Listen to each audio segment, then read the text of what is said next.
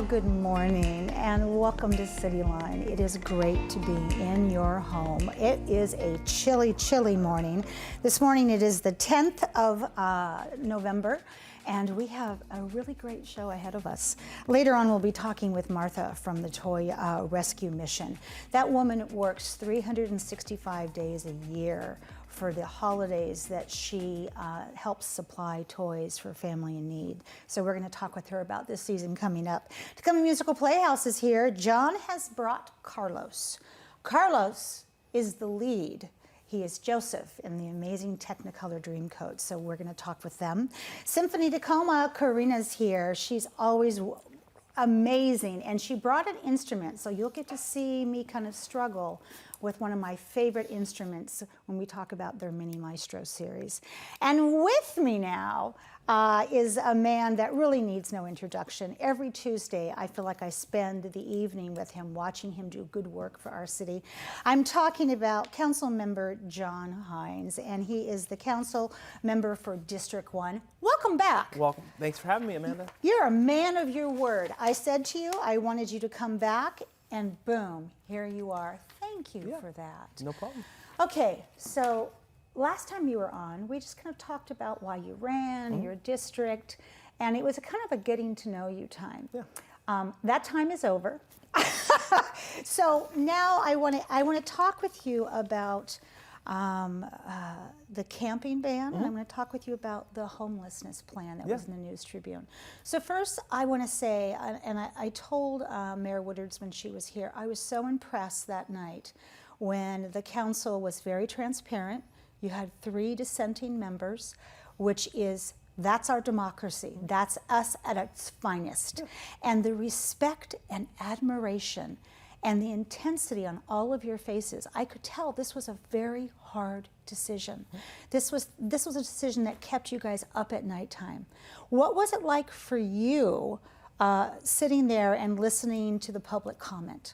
No, thank you, Amanda. Thank you for having me back. You're I think welcome. it was a good example of the idea that we can disagree, but we don't have to be disagreeable, right? Oh, that's nice. And we have a lot of respect for my colleagues. I think we have a lot of respect for each other, and I think that's why it went the way that it did that night. I knew that issue was going to be contentious. There were going to be lots of different perspectives on it because over the last couple months, years, I've been hearing from lots of different people, lots of different perspectives. So I knew that it was not going to be an easy decision. There were going to be lots of different opinions about what to do, how to move forward, but I thought we listened to the public very clearly and really tried to consider what their input was and really think about how they thought this should work. And I was very impressed with how it went. So. I have to tell you, I was too. And for people perhaps who have just moved here and didn't know this has been a decision and a topic that was, it has been spoken about and brought up sporadically for the past 3 years. And then COVID hit, and you can't do anything in COVID when you're talking about housing and people living on the streets and tents. Yeah. But now that we're starting to come out of that, tell me in the sense of what can we expect as you roll this out? What will we see? No, and I think that's a great question, Madam, because I do think we need to really manage expectations, right? Because it's not as if when this passed that all of a sudden we're not going to see any tents in the city of Tacoma, right? I think initially it's going to be a lot about education and making sure people know what the options are. We're going to try to get people to the shelters that are available. We're opening the site on 35th and Pacific here pretty soon, and then also Brotherhood Rise is opening another tiny home village on Hilltop. So both of those will be opening sometime in the next month or so, or I think even right now. So try to educate people and making sure they know what their options are and encourage them to take those shelter options. So the city will kind of talk through how we're going to work through some of these buffer areas around the temporary shelters we have. And it's just going to take time, with the goal being that we want people to come into shelter, right? That's the end goal is we don't want anyone living on our streets in the city of Tacoma. No, we don't. It's not healthy and safe for them. No. It's not healthy and safe for the neighborhoods in which they're in. And so the goal is shelter and moving people towards places that are much safer and to help them kind of move on with their lives. What are we going to see perhaps if we break it into phases of this ordinance when we first start? Well, I think what we're talking about right now is looking at the different temporary shelters and kind of prioritizing where we see the most need and then moving kind of from buffer area to buffer area. So there's going to be there's 9 areas in the city of Tacoma. And so the first part is just kind of outreach and notice. So we'll be starting in one of the buffer areas, right around 35th Pacific, and then we'll move kind of from each area over time, with the goal being in the next month or two to have gotten to all the areas, provided all the notice, and kind of help people understand what their options are. Absolutely, because as I said when we opened, it's cold out there. Yeah. And that's not lost on anybody, whether you agree or disagree. Yeah. We want people to be warm, and we want them to be fed and get good night's sleep, and Yeah. have the options to be a productive community member. Yeah, and we have more options during the wintertime, which is also good. There's more spaces for people to go. We have 40 beds for Catholic Community Services for kind of inclement weather. So as it gets colder, we'll have more options for people to come inside. Yeah. I want to go ahead and take a drink because I'm peppering you with questions. What do you say to those people who, that night when I watched from home, their point of view was that we were punishing them and fining them? What's your point of view on that? It's a very good question. And I think what I would say is, what we want to get to is the idea of saying, you cannot stay on the streets in the city of Tacoma. That we want to find shelter. That I tell the mayor, we're compassionate Tacoma. Yes, we are. If you're on the streets and you need a place to live, we want to help you. And that's what we want to, that's what we're going towards. And so I don't think of it as punishing people, but more just being very clear, like, this is not an acceptable option. And we're going to find places for you to go. We're going to find shelter. And the city's committed to finding as much shelter and spending the money necessary to help do that, and working with the county. And so the idea is that the place we're in, the status quo, and I've talked to many people about this, no one's happy with the status quo. No one is. And so what this, I think, said was simply, where we're providing shelter, we're not going to let people camp in those areas. And because you can't camp here, we got to help find you a place to go and get off the streets. My end goal is that no one is punished for this, right? But the challenge you often find is, if you want to say you can't do something, you have to prohibit it. Because if there's no rules that say you can't do something, well, then you can. And and you don't want to get in a situation where you're telling people, well, we think the best thing for you is to move into one of our shelters and take one of these options, and them to say, well, no, I'm fine. Right. No, thank you. No, thank you. And that doesn't happen much, but I think this continues just kind of be very clear that our goal is to transition people into housing.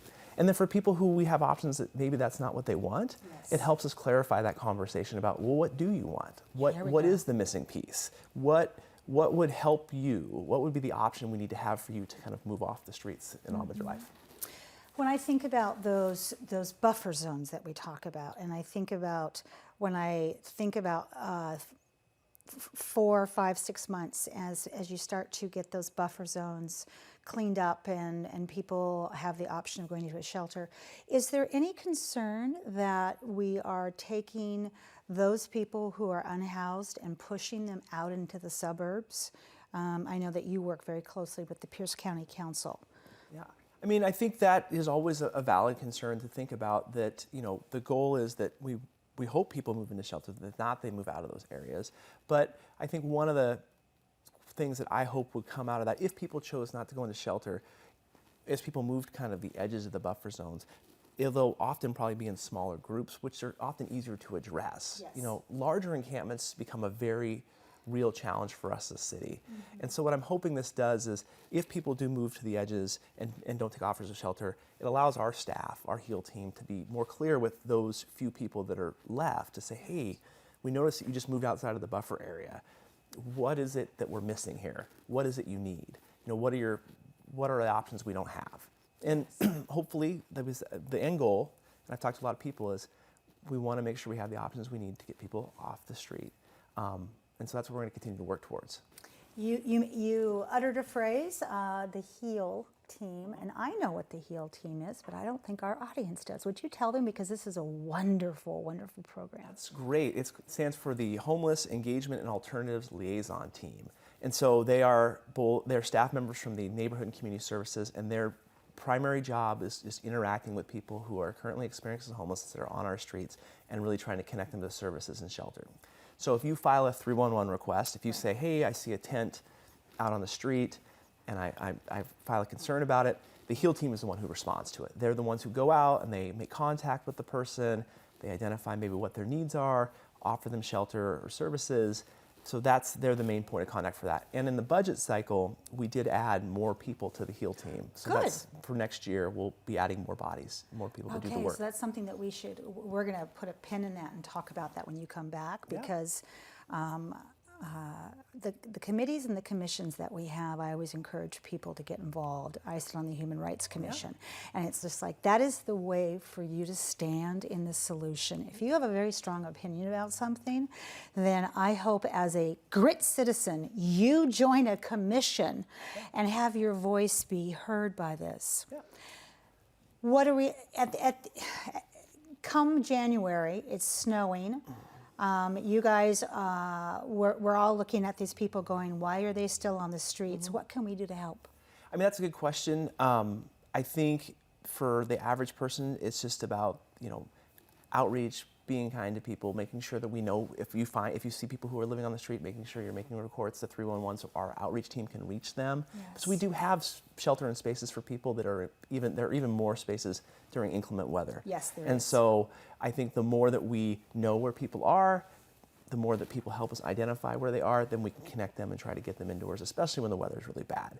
Yeah. Because when there's snow on the ground and it's really cold here, it's a real health and safety issue for people. I mean, I don't want anyone to freeze to death outside. And it seemed like the weather snapped early this year. And man, I'm like, okay, frost on the window, we're into winter. Yeah, my son joked, he said, Dad, we had fall for like a week this year. Your it's like son it went is from right. summer, and then we had a week of fall, and then it was wintertime.